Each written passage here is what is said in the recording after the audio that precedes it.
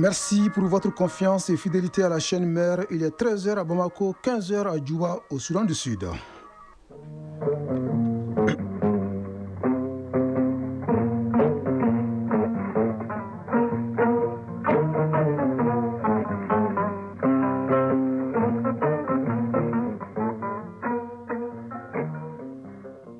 Le journal Bourama Traoré. Mesdames et messieurs, bonjour et bienvenue dans la deuxième édition de Mali Actualité et les titres. La Mauritanie expulse plus de 1800 Maliens en violation flagrante des droits des migrants. Le gouvernement du Mali s'indigne et dénonce ces arrestations qui tranchent avec les relations de bon voisinage qui existent entre les deux États. Des mesures restrictives bientôt mises en œuvre pour stopper l'exportation frauduleuse de sésame et de mangue. Elles visent à faciliter le fonctionnement normal des unités industrielles locales et à réduire la facture d'importation du Mali. Au Soudan du Sud, le vice-président Riek Machar a été placé en résidence surveillée par les forces de sécurité. Son parti dénonce cette détention et l'ONU craint un retour de la guerre civile. Le président américain Donald Trump menace l'Union européenne et le Canada des droits de douane supplémentaires à condition qu'ils ne ripostent pas à la guerre commerciale. La Côte d'Ivoire renonce à l'organisation de la CAN de moins de 20 ans qui débute le 26 avril prochain. En revanche, le Maroc est fin prêt pour accueillir la CAN de moins de 17 ans. L'équipe malienne est déjà sur place. L'abattage d'un animal destiné à la consommation se fait dans un abattoir ou sur une aire autorisée. En dehors de ces lieux, tout abattage est considéré comme clandestin et puni par la loi. On vous en parle dans la chronique judiciaire en fin d'édition. C'est tout pour les titres. Veillés dans les mosquées et autres lieux de prière, les fidèles musulmans étaient fortement mobilisés hier soir pour célébrer la nuit du destin. Une nuit pas comme les autres, puisque c'est au cours de cette nuit que le Coran a été révélé au prophète Mohammed, paix et salut sur lui. Elle correspond également à 1000 mois d'adoration de Dieu. L'événement intervient cette année dans un Mali toujours en crise. Occasion donc pour les fidèles de prier et d'implorer le Tout-Puissant pour qu'il étale sa grâce sur notre pays. Une de nos équipes était au stade Mamadou Konaté, le témoignage d'Aliou Abdoulaye Touré. La nuit du destin, appelée Laylatul Qadr, est une nuit exceptionnelle et d'une grande importance selon les ulémas qui ajoutent qu'elle est meilleure que 1000 mois. Au stade Mamadou Konaté de Tomikorobougou, les fidèles musulmans sont venus à l'écoute du leader religieux Cheikh Oumar Koulibaly, communément appelé Farouk, qui a entretenu les ulémas sur l'importance de la nuit, sur laquelle revient son porte-parole Mamadi Kébé. Ça fait plus d'une dizaine d'années maintenant que nous prenons les grands stades pour célébrer la nuit du destin. Donc, cette nuit, c'est une nuit d'adoration, une nuit pleine de hasanat. Donc l'islam, nos grands prêcheurs, nos grands guides religieux nous disent qu'on doit chercher durant les 10 derniers jours du mois de Ramadan. Donc ce qui fait que beaucoup célèbrent dans des mosquées, ils font des nuits de prière. Après, vers Zoroyer jusqu'à 3h, 4h du matin, ils organisent des nuits de prière pour adorer Dieu, pour tomber sur cette nuit seulement. Beaucoup de courants religieux disent que ça coïncide très souvent les nuits impaires. Et beaucoup de gens disent aussi que c'est la 27e nuit du mois de Ramadan. Donc dans la majorité des cas, les prêcheurs au Mali ou bien en Afrique, beaucoup ont pris la 27e nuit pour célébrer, pour faire des prêches, pour montrer au monde entier l'importance, les hasanats que cette nuit peut procurer. C'est pour cela que nous-mêmes nous sommes venus en grand nombre. C'est durant cette nuit que le Coran a été révélé au prophète paix et salut sur lui. Oui, les fidèles n'ont certainement pas oublié dans leurs prières nos compatriotes qui traversent une situation difficile en Mauritanie, qui lance une chasse à l'homme. Le pays a expulsé plus de 1800 Maliens depuis le 2 mars 2025. Des Maliens arrêtés et chassés en violation flagrante des droits des migrants. Face à cette situation, le gouvernement du Mali exprime son indignation et dénonce ces arrestations qui tranchent avec les relations de bon voisinage qui existent entre les deux États. Le ministre en charge des Maliens établis à l'extérieur était hier face à la presse pour porter ces messages des autorités de la transition. Abdul Karim Kaba était présent pour Mali Actualité. Des jeunes fatigués, des femmes déboussolées, des maris séparés de leurs épouses, telle est la situation des Maliens rapatriés de Mauritanie. Au nombre de 1844 expulsés depuis le 2 mars dernier, le gouvernement du Mali s'indigne des conditions. Moussa Ag Atayer, ministre des Maliens établis à l'extérieur et de l'intégration africaine. Le gouvernement du Mali, qui suit avec une attention particulière ces événements, exprime son indignation dénonce avec la dernière rigueur les traitements subis par ses ressortissants en Mauritanie.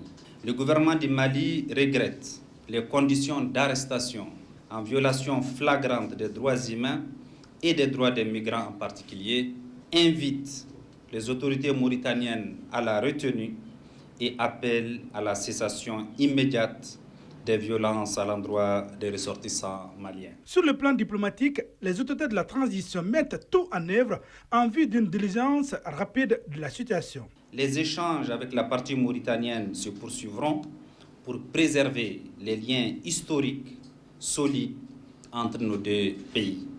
Nous allons tout mettre en œuvre pour que les pratiques en cours aujourd'hui, même si nous respectons les politiques intérieures de tout État, la gestion des migrants, la gestion des rapatriements est régie par un certain nombre de règles qu'il faut respecter. Le gouvernement rassure les ressortissants maliens que les mesures entreprises dès le début des événements pour leur protection et accompagnement seront renforcées en vue d'apporter un soutien humanitaire à travers notamment une assistance matérielle et financière aux compatriotes en difficulté. Depuis le début de cette situation, le gouvernement a accompagné les Maliens refoulés de Mauritanie. Oui, ces Maliens refoulés de la Mauritanie seront au cœur des échanges ce jeudi entre les autorités des deux pays. Une délégation gouvernementale a quitté ce matin Bamako pour Nouakchott. Ce voyage est suivi par notre envoyé spécial Hussein Touré que nous retrouverons dans nos prochaines éditions. La transition a été trouvée pour aborder l'actualité internationale. En Guinée, le procès en appel de l'opposant Aliou Ba s'est ouvert hier à Conakry après sa condamnation en première instance pour offense au chef de l'État Mamadi Doumbouya.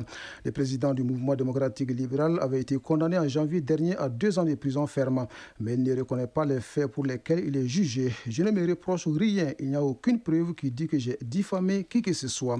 En Algérie, un tribunal condamne à 5 ans de prison ferme l'écrivain franco-algérien Boualem Sansal. Il est accusé notamment d'atteindre à l'intégrité du territoire algérien. Au Soudan du Sud, le vice-président Riek Machar a été placé en résidence surveillée par les forces de sécurité. Cette détention constitue une violation de l'accord de paix selon un porte-parole de son parti. L'ONU craint un retour de la guerre civile. Le président congolais Félix Tshisekedi était hier à Luanda, dans la capitale angolaise, pour rencontrer son homologue João Lourenço. Au menu, un tête-à-tête entre les deux dirigeants sur la crise sécuritaire dans l'est de la RDC, un dossier dans lequel João Lourenço a été plusieurs années le médiateur de l'Union africaine avant de se mettre en retrait au début de la semaine. Aux États-Unis, le président Donald Trump menace l'Union européenne et le Canada des droits de douane supplémentaires s'ils se coordonnent au détriment des États-Unis pour riposter à la guerre commerciale. Enfin, en Corée du Sud, le bilan des feux de forêt qui consument le sud-est du pays s'alourdit et il s'établit à 27 morts selon un communiqué du ministère sud-coréen de l'Intérieur et de la Sécurité. 32 personnes sont également blessées. Ces incendies sont considérés comme les plus meurtriers de l'histoire de la Corée du Sud. Comment mettre fin à l'exportation frauduleuse de sésame et de mangue? Le ministre en charge du commerce engage la réflexion avec les représentants des interprofessions. Il s'agit de convenir des mesures restrictives facilitant le fonctionnement normal des unités industrielles locales et de réduire la facture d'importation du Mali. Le chef du département de tutelle rassure, ces mesures ne sont pas prises contre une organisation. D'autres détails dans ce compte-rendu signé Tchamogo Konati. Le fonctionnement des unités industrielles à plein régime est tributaire de certaines conditions comme la luxuriance des matières premières. Cependant, il relève d'un constat qu'une quantité importante des productions nationales est exportée au détriment des règles établies. Une pratique frauduleuse contre laquelle s'insurge désormais le ministre de l'Industrie et du Commerce, Moussa Alassane Diallo. Le fonctionnement normal de ces unités industrielles va réduire notre facture d'importation. Ça réduit en même temps la sortie de devises dans notre pays. Une fois que les unités industrielles disposent des quantités nécessaires pour assurer leur fonctionnement, favoriser l'exportation. Cette mesure restrictive vise à réglementer les différents secteurs. Pour y parvenir, le ministre Diallo a entrepris une démarche qui consiste à sensibiliser les interprofessions, comme c'est le cas ici avec les producteurs de sésame et de mangue. Ces mesures ne sont pas prises contre un opérateur ou contre une organisation professionnelle ou contre une interprofession, contre l'exportation. C'est des mesures de gestion de l'État. Il y a une agence en charge de la promotion des exportations. Le ministère de l'Industrie et du Commerce a la mission d'assurer la promotion de l'exportation dans notre pays. On est en train de chercher à trouver cet équilibre. Il s'agit d'une démarche inclusive à laquelle adhèrent les interlocuteurs du ministre. Cependant, des appréhensions restent perceptibles au regard des pesanteurs qui découlent parfois des tracasseries administratives et routières. Mokhtar Fofana, président de l'interprofession des mangues. Vous savez que le Mali est un pays continental. Nous sommes pratiquement à 1000 km ou 900 km des ports. Donc si cette tracasserie perdure, non seulement ça retarde l'exportation, ça retarde l'acheminement des produits vers le port d'embarquement et aussi ça détériore qualitativement le produit, ce qui fait que nous perdons beaucoup d'argent à l'arrivée de nos produits sur le marché des destinations. Cette tracasserie, le ministre en est conscient et s'engage à tout mettre en œuvre pour inverser la tendance avec le concours de ses collègues d'autres départements, en l'occurrence ceux en charge de la sécurité et des transports. Par ailleurs, il invite les producteurs faisant carrière dans le secteur concerné à profiter des bienfaits de la digitalisation pour s'affranchir de la lourdeur administrative. Oui, en attendant, à Koutiala, on forme les acteurs de la chaîne judiciaire et de la gouvernance foncière sur la législation foncière agricole. L'objectif est de doter ces acteurs d'outils nécessaires pour la prévention et la gestion des conflits. C'est une activité du projet Justice et Stabilité au Sahel. De Koutiala, une correspondance de Brahima Kone. L'ONG Merci Corps et l'Institut national de formation judiciaire Maître Demba Diallo renforcent les capacités des acteurs de la chaîne judiciaire et de la gouvernance foncière agricole de Koutiala sur la législation foncière agricole en matière de prévention et de gestion des conflits. Oumar Alassane Kouyaté, procureur de la République près le tribunal de grande instance de Koutiala. Le foncier agricole, il est très sensible. Il y a beaucoup de textes en la matière qui existent. Mais il se trouve que l'interprétation déjà de ces textes par les différents acteurs légaux pose beaucoup de difficultés. Et la gestion du foncier de façon globale s'en ressent.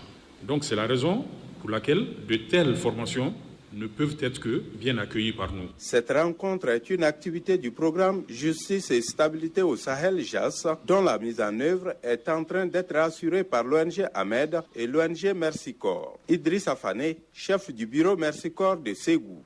JAS vise à renforcer la stabilité dans la région en améliorant la gouvernance des terres et des ressources naturelles. Les défis auxquels nous faisons face sont nombreux. La gestion fragile des ressources, les inégalités sociales, la pression démographique et économique et les effets dévastateurs du changement climatique. Cette rencontre devra contribuer à l'amélioration de la compréhension des textes, à l'harmonisation des pratiques et au renforcement de la confiance entre les parties prenantes. Aussi est-elle dédiée à la prévention et à la résolution pacifique des conflits à travers une meilleure gestion des ressources naturelles. Ousmane Sow, conseiller au gouvernorat de Koutiala. 50% des procès-verbaux de conciliation établis par les COFO ont été homologués par la justice. Ces résultats concrets témoignent de l'impact positif du programme JAS et de la collaboration étroite entre les COFO, la justice et les autres acteurs de la gouvernance foncière. Le programme JAS est une initiative majeure financée par le Bureau des Affaires étrangères du Commonwealth et du développement FCDO du Royaume-Uni. Koutiala, Brahima Kone, Amadou Dolo et Assita Berté pour l'ORTM.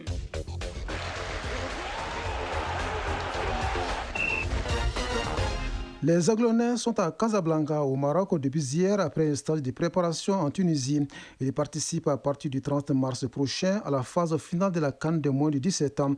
Si le royaume chérifien est fin prêt pour accueillir cette compétition, en revanche, la Côte d'Ivoire, elle, renonce à la dernière minute à l'organisation de la CAN de moins de 20 ans, puisqu'elle est prévue pour le 26 avril 2025. Une décision qui exclut la Côte d'Ivoire de la compétition. On en parle dans la synthèse de l'actualité sportive qui porte la signature de Abdul Karim Kaba. Football, CAN de moins de 17 ans Maroc 2025, 2 fois vainqueur de la compétition en 2015 et 2017, l'équipe nationale de moins de 17 ans du Mali a bouclé hier son stage de préparation en Tunisie et s'est envolée pour Casablanca au Maroc où elle participera à la phase finale de la Coupe d'Afrique des Nations de la catégorie. Pour le sélectionneur des Aiglonnais Adama Djifla Diallo, ce stage de 6 jours a permis à l'équipe de s'acclimater et de procéder au dernier réglage en vue de la participation à la phase finale de la CAN de moins de 17 ans. La compétition est prévue du 30 mars au 19 avril prochain. Le Mali est dans le groupe D avec la Côte d'Ivoire, la Centrafrique et l'Angola. Pour la première journée, le Mali joue contre l'Angola le 1er avril prochain à partir de 17h, temps universel. Sur le continent toujours, CAN de moins de 20 ans, la Côte d'Ivoire renonce à l'organisation à quelques jours de la compétition. Alors que la Côte d'Ivoire doit accueillir la CAN de moins de 20 ans du 26 avril au 18 mai prochain, elle a annoncé dans un communiqué renoncer à l'organisation. Les raisons de ce retrait n'ont pas été détaillées, mais il est clair que cette décision aura un impact significatif sur les calendriers sportifs du pays. En conséquence, la Côte d'Ivoire ne participera pas à la compétition. La CAF va donc devoir trouver dans l'urgence un pays capable d'organiser l'événement. Au plan national, 2 rencontres ont donné le ton de la 16e journée du championnat national de football Ligue 1. Au stade Mamadou Konaté, les 11 créateurs de Niarela et l'AS Real de Bamako se sont neutralisés 0 but partout. À Bougouni, au stade Moussa Diakité UTA, l'US Bougouni a dominé le Binga FC 2 buts à 1. Au programme cet après-midi, à 17h, l'AS Bakaridja affronte le Djoliba SC au stade Mamadou Konaté. À 19h, le stade malien de Bamako joue contre Afrique Football Elite, toujours au stade Mamadou Konaté. Cette 16e journée prendra fin demain vendredi avec des affiches suivantes. US Bougouba, AS Police, l'USFAS, les Étoiles du Mandi. À présent, basketball, le tournoi international de l'amitié se poursuit au Palais des Sports Salamatou Maïga à la faveur de la 2e journée. Chez les garçons, la Côte d'Ivoire a dominé la Guinée par 68-66. En filles, la Côte d'Ivoire gagne 65-22 devant la Guinée-Conakry. L'équipe A du Mali s'est imposée devant l'équipe B 63-60. Rappelons que cette compétition se poursuivra jusqu'au 30 mars prochain. Chronique judiciaire. L'abattage d'un animal destiné à la consommation se fait obligatoirement dans un abattoir ou sur une aire d'abattage autorisée.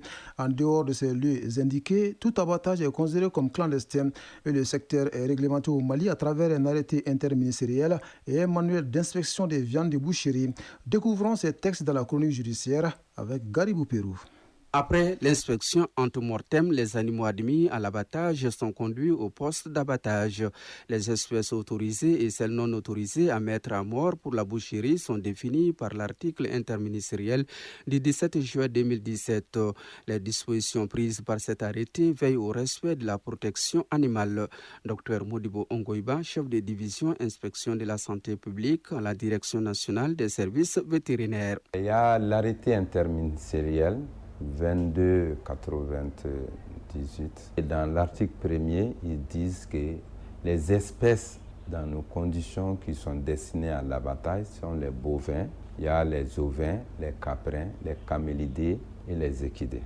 Dans le même arrêté, il dit d'autres espèces sauf par dérogation spéciale. C'est comme le chien et l'âne qui sont autorisés, mais pas pour la consommation humaine, mais destinés à l'exportation. Et là, il faut une autorisation spéciale du ministre en charge de l'élevage. Pour faire l'abattage, d'abord, l'animal, on doit faire l'inspection ante-mortem. C'est-à-dire, avant de l'abattre, il faut l'examiner vivant. On dit l'inspection sur pied ou l'animal vivant. On l'observe. Est-ce qu'il est malade? Est-ce qu'il présente des signes? Il a la fièvre? On l'examine d'abord. Il y a des femelles gestantes. Une femelle qui attend un petit, on ne doit pas l'abattre. Ou les tout petits animaux, on ne doit pas les abattre. Les animaux malades aussi, on ne les abat pas. L'abattage peut se passer de plusieurs manières et avoir plusieurs motifs. Selon les cas, les animaux doivent subir la saignée pour le rituel religieux, la contention ou l'étourdissement. On a un manuel sur l'inspection des viandes de boucherie au Mali. Dans le manuel, c'est la méthode halal. On dit licite en arabe. L'animal est couché, on l'entrave en direction de la Mecque. Et celui qui doit égorger, lui, c'est un musulman, il connaît les rites. Donc avant d'égorger, il prononce la formule Bismillah Allahu Akbar. Au nom de Dieu, Dieu est grand et puis il égorge avec un couteau très tranchant et rapidement pour que l'animal ne souffre pas beaucoup. Mais il y a d'autres abattoirs qui ont d'autres dispositifs. Là, on contentionne pour immobiliser l'animal. On ne fait pas de corde, on n'utilise pas, mais on fait de l'étourdissement. Sauf dérogation prévue pour l'abattage familial, rituel et d'urgence reconnu par un vétérinaire, tout autre abattage est considéré clandestin. Il constitue donc une infraction. Sauf par dérogation spéciale. Pendant les fêtes religieuses où on parle d'abattage familial. Maintenant, les fêtes religieuses, il y a les lieux qu'on doit déterminer avec les autorités administratives. L'abattage clandestin est interdit. Le texte prévoit des sanctions. Quand c'est un boucher qui a l'agrément, qui est agréé et qui va abattre clandestinement, premièrement, on saisit toute la viande. Deuxièmement, on va te faire une pénalité de 50% de la valeur de la carcasse et on va te retirer ton agrément. Quand tu reprends, après ces sanctions encore, on va te traduire au tribunal pénal. Deuxièmement, il y a des bouchers qui n'ont pas d'agrément. Dans ces cas, on saisit la viande, toute la carcasse, ils payent au lieu de 50%, 100% des pénalités. Il y a d'autres qui ne sont même pas des bouchers, qui se permettent d'abattre et puis autres. Là, non seulement on va saisir toute la carcasse, même les morceaux, il va payer 100%. En plus des 100% d'amende, il va payer 7% encore de la patente de la localité. Toutes ces dispositions, c'est pour la protection de la santé publique. Espèce extrêmement sensible, il n'est pas autorisé de stresser l'animal avant de l'abattre. Le processus de mise à mort prévu par la réglementation est connu. Il nous revient donc de respecter les principes fondamentaux du bien-être animal. Ainsi s'achève cette deuxième édition de Mali Actualité qui vous a été servie par un trio. Aux manettes, Alimata Ouattara, à la mise en ligne, Sékou Traoré et au micro, Bourama Traoré. Le prochain rendez-vous avec l'information, c'est à 20h30. Merci à vous de nous avoir suivis. Belle fin de journée à vous, où que vous soyez.